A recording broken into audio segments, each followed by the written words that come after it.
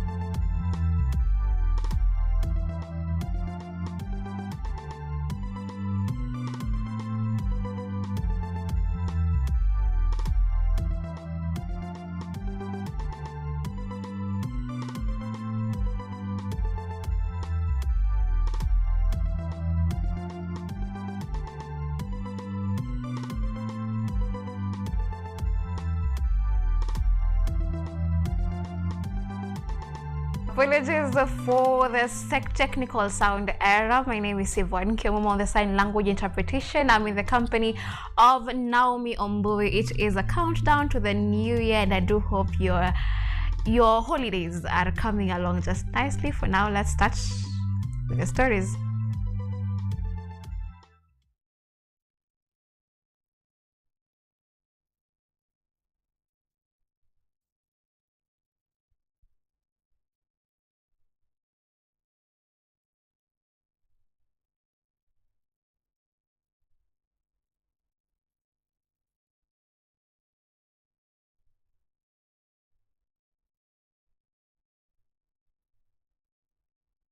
Frustrating divisive rhetoric against the government.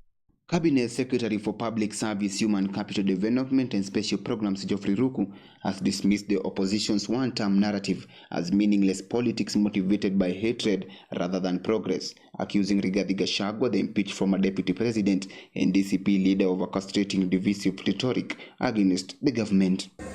Kanazo Musyoka si alikuwa vice president. Ndio. Rigathi Gachagua si alikuwa deputy president. Wakati walikuwa katika hiyo kiti, walikuwa wanatukana. Tunakumbuka kutukana. Kwa hivyo sisi tunasema namna hiyo. Kama ni matusi mtaendelea nao ni sawa. Muendelee na hiyo matusi. Lakini pia sisi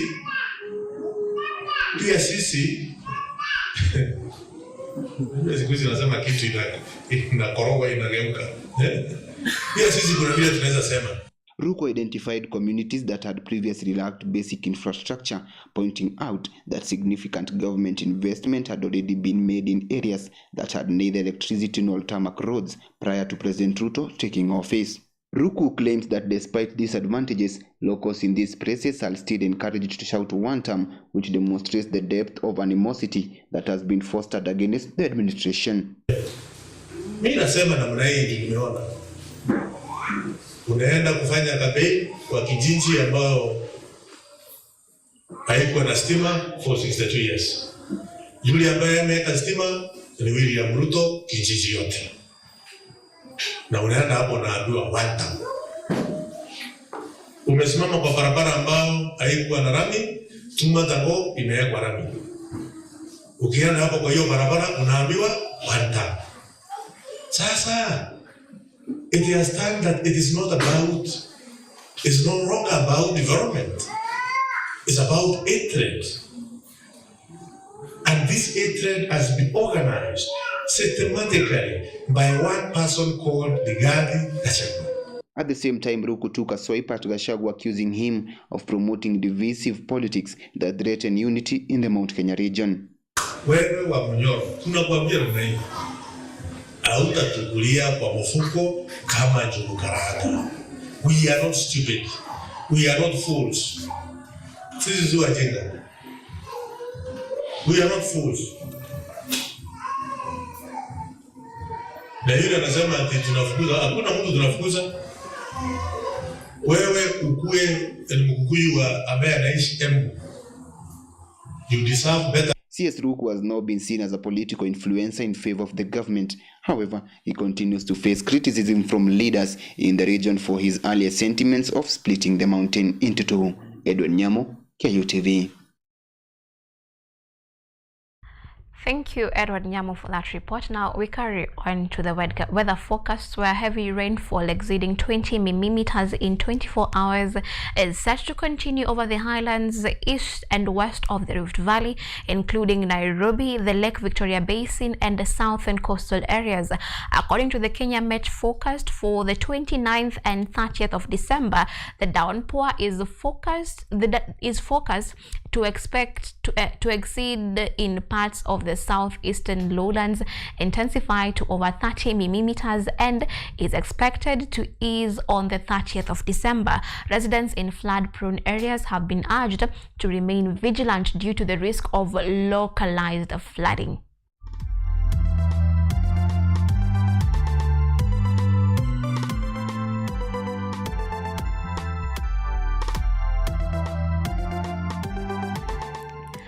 A road safety lobby group has filed a lawsuit against the National Transport and Safety Authority (NTSA), accusing it of failing to properly implement critical road safety measures announced in 2023. The group argues that NTSA negligence in enforcing road safety regulations has contributed to the continued rise in road accidents and fatalities.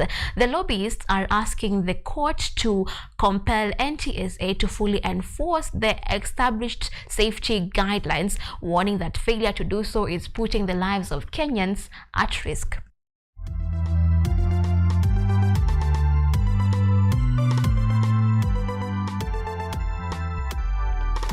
Now, the East African Community (EAC) has reaffirmed its commitment of Somalia as a single sovereign state, emphasizing its unity and territorial integrity. In a statement from its Arusha Secretariat, the bloc said it recognizes Somalia under the authority of the federal government and within borders inherited at independence, aligning with the African Union's position. The EAC urged all stakeholders to respect Somalia's sovereignty and act within international legal frameworks, following Israel's controversial recognition of Somaliland, which Mogadishu and international community reject.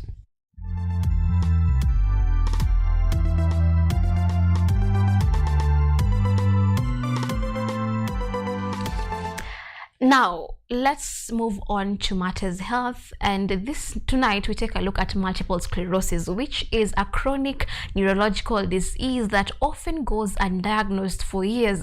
In Kenya, patients face delayed diagnosis, high treatment costs, and limited public awareness. Tonight we take a closer look at what living with multiple sclerosis means through one patient's journey, the role of government health insurance, and efforts to close the gap. Multiple sclerosis, commonly known as MS, is a chronic neurological disease that affects the brain and spinal cord. For many patients, this makes diagnosis difficult. Isaac Kasiokamulwa's experience reflects this challenge. His symptoms began as early as childhood. At the time, the signs were not recognized as serious. Like many MS patients, his symptoms were intermittent, unclear, and easy to misinterpret. The symptoms started when I was in standard 1. That was 2000. And then that was eyesight problems. I could get sick time and again, and I would be taken to the hospital. When I was taken to the hospital, they would there are those letters they put whereby you are reading A, G, W, you asked where it is facing, and then you say it is facing up or down or wherever, or you asked which letter it is. But ideally I could see all of them. Then I remember when I was still in class 1, there's a day my dad took me to hospital, and then the doctor told him the boy is pretending is okay. I didn't know that it was MS signs which were slowly coming through. As he grew older, the disease continued to affect him in subtle but persistent ways. This uncertainty continued into adulthood. Even at 24, Isaac remained undiagnosed, moving through the healthcare system. At the time I was told I have a disease for the elderly. Man, I was only 24. And here I am being told I am sick of a disease which all people are sick of. So naturally, the first thing I went to search for was, what are all people sick of? Because I remember I asked that guy, that doctor, what do you mean by ugonjwa wazee? For MS patients, diagnosis often marks the beginning of a new challenge rather than the end of one. The condition has no cure and requires lifelong management. In Isaac's case, the first year after diagnosis was marked with denial, emotional strain, and the need to learn how to live with a chronic illness. When MS, and then everybody is worried, everybody is wondering what MS is. Actually, MS by that time ilikuwa unheard of. Dr. Google, as I mentioned earlier, alisaidia kidogo, because we were able to search what is MS, what are we expecting, where do we see ourselves in the near future. And then apparently ikakubali. But in the first year, the entire 2022, I was in denial. Second, meaning kama I can be sick, I could be having a condition. The way I'm managing is by use of steroids. Now, steroids have their own effects. I hear, this is just hearing, they can also lead to infertility. So we don't use what MS, they don't use the steroids all through. They use with breaks. So you use, let's say, like for me now, I use for 2 months, and then I skip another 2 months. Like now I'm off drugs. I use again for another 2 months, you skip another 2 months. Then eventually you find yourself you're a walking chemist. However, treatment comes at a cost. In Kenya, MS remains under-researched and underfunded, making access to medication difficult for many patients. Some of the drugs required cost more than 200,000 per cycle, placing them out of reach for most families. In Isaac's case, the government medical insurance scheme SHA has played a crucial role. The scheme fully covers his primary medication, significantly reducing the financial burden of treatment. There's a drug, I don't remember the name, but more than 4 times that insurance of the government has covered in full, 100%. So when people say it is not working, for me it worked, because the drug is more than 200 Gs. You can imagine, you walk into an hospital, you are treated for 200,000 plus, and then you pay 0. So that is something working. For me, it works.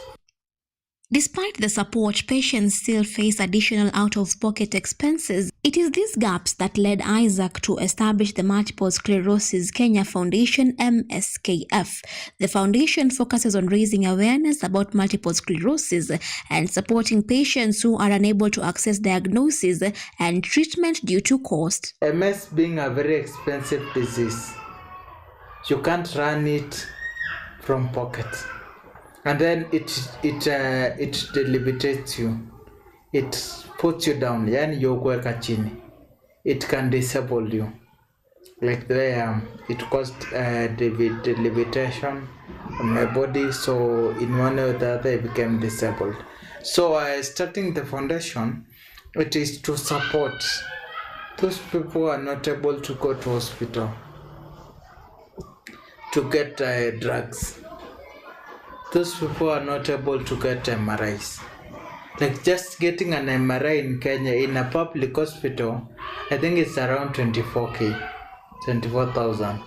So now you can imagine how much is it in a private hospital, because in a public hospital it is assumed to be the cheapest.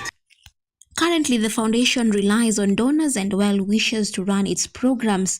One of the major initiatives is the Multiple Sclerosis Africa Awareness Campaign, aimed at increasing public understanding of the disease and reducing stigma. Yvonne Kemuma, KUTV. Now, that report takes us to our first break here on this particular broadcast, and then we'll be back with more reports. So see you on the other end.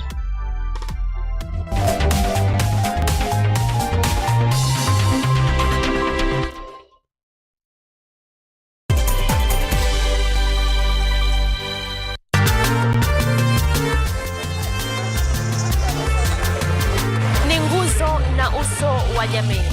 Kupanda shuka akawa tuzo, ukakamavu wake ukatii na kumfanya mwenye bidii.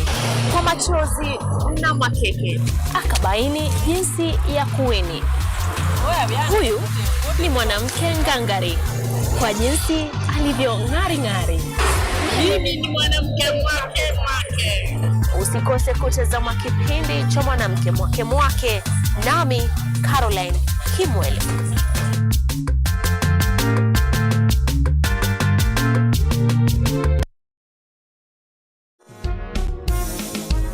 A new era, a new people. This is the Law Matters Show.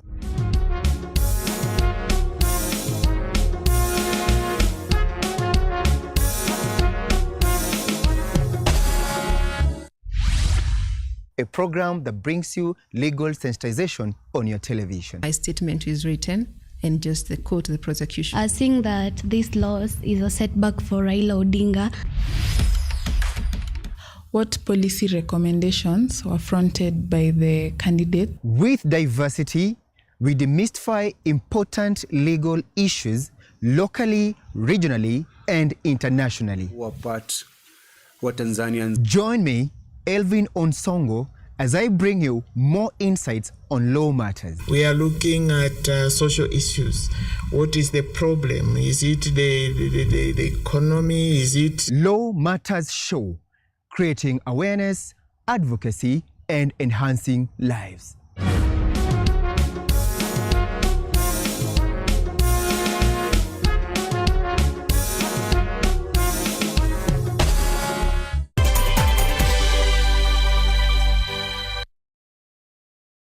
You are watching KUTV Primetime News with Yvonne Kemuma.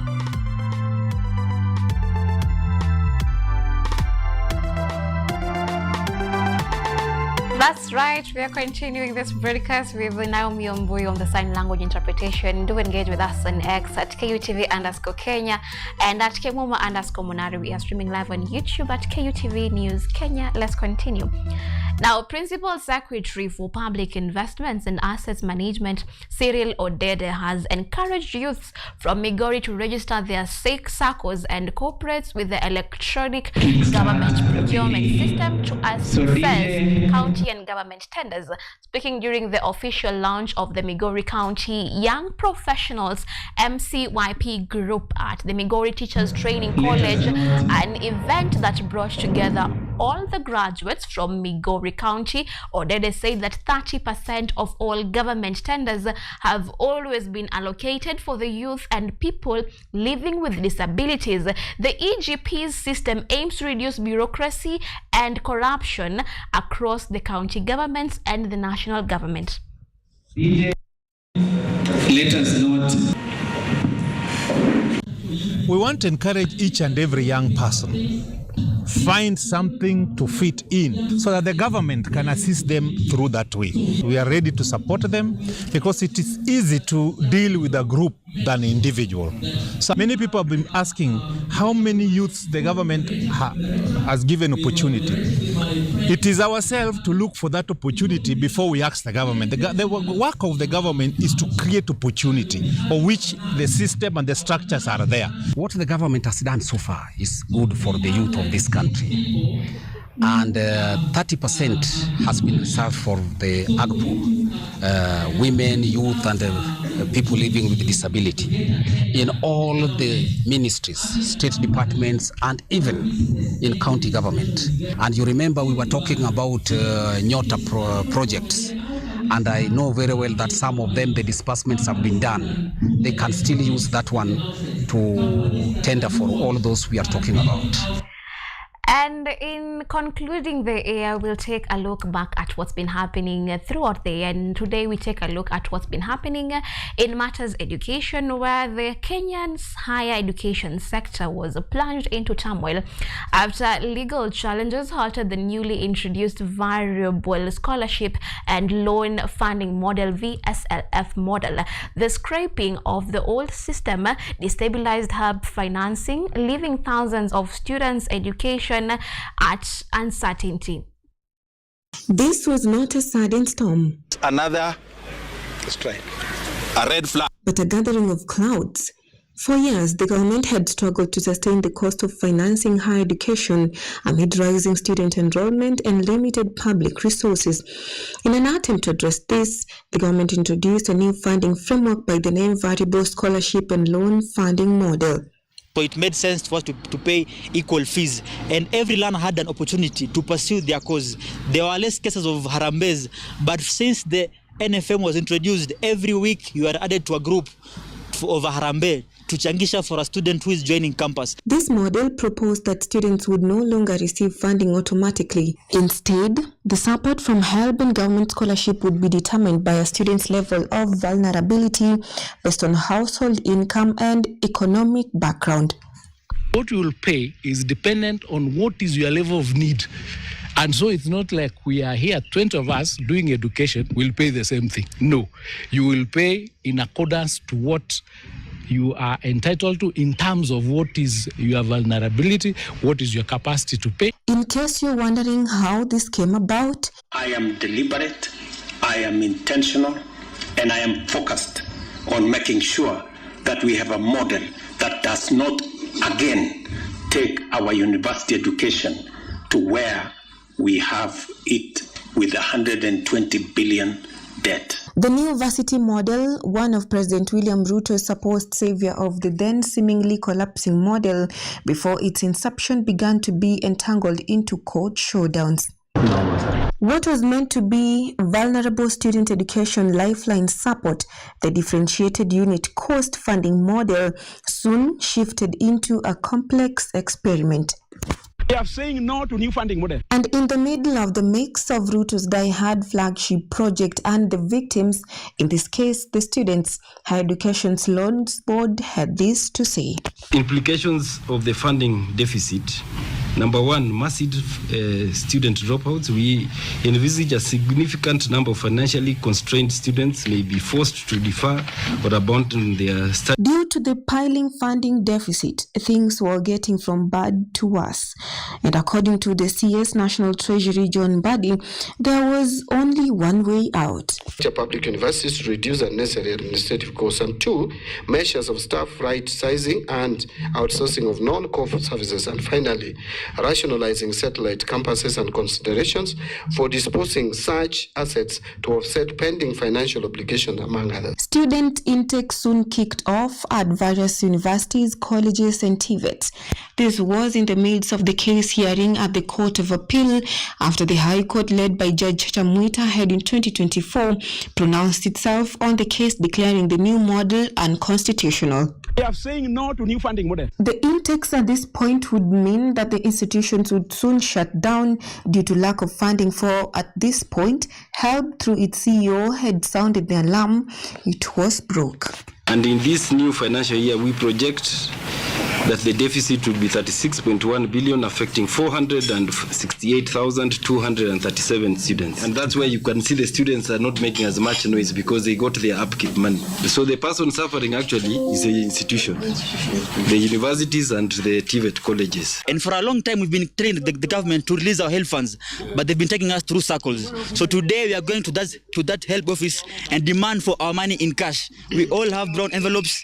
We're going to make straight queues and they give us cash. As a result, the Higher Education Loans Board said that first and the second year university students would receive funds under the old model, the differentiated unit cost. This happened while the HELB waited for the outcome of an appeal challenging the High Court suspension of the new framework. The delay was that there was a court case and the judge ruled and prohibited any action on the implementation of the new funding model. The Controller of Budget, Dr. Margaret Nyakango, highlighted deeper financial challenges. In her budget implementation reports, she warned that public universities were operating under heavy debt and delayed disbursements, leaving public universities gasping for breath under the weight of mounting debt. Later, the Court of Appeal pronounced itself, giving appeals mechanism for students within 14 days and full transparency and other conditions imposed to the government by the court. Meanwhile, the student-centered funding model is currently operational, not because it was found constitutional, but because the appeals court allowed its continuation to avoid disrupting the education sector, pending a final substantive ruling on its legality. Beyond university funding, 2025 also exposed other weaknesses in the education sector. Free primary education faced budget pressures, while teachers' shortages and delayed capitation affected learning in public schools. In response, the government increased the education allocation in the 2025-2026 national budget, which saw amongst health and others bagging the lion's share. With it came raised HELB funding, signaling renewed commitment to stabilizing the sector. Over and above this, the question still remains, is the government committed to better education sector, or the same will be witnessed in 2026? Watching Cynthia, KUTV.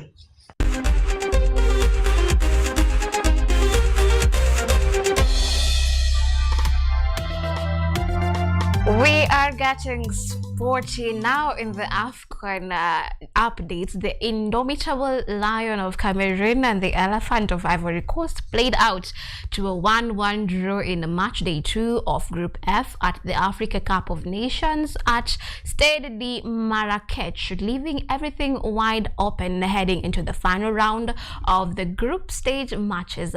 Ahmed Diallo put the defending champions Ivory Coast ahead in the 51st minute before Junior struck a deflected equalizer less than 2 minutes to share the spoil. In other fixtures lined up for tonight, host Morocco will be down to it against Zambia at Prince Moulay Abdallah Stadium in Rabat, while Comoros will face off Mali in their final group stage matches in Casablanca.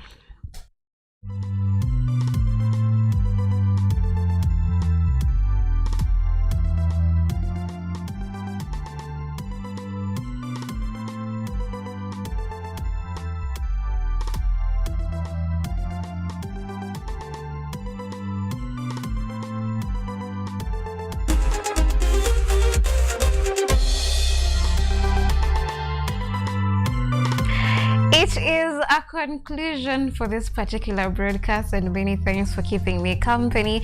On behalf of the entire team led by my producer Nyango Sylvia, directed by Melton Conchella and his trainee Emmanuel Kutosi. On the sound, I have Brighton Ochieng, and on the sign language interpretation, I have Lucy.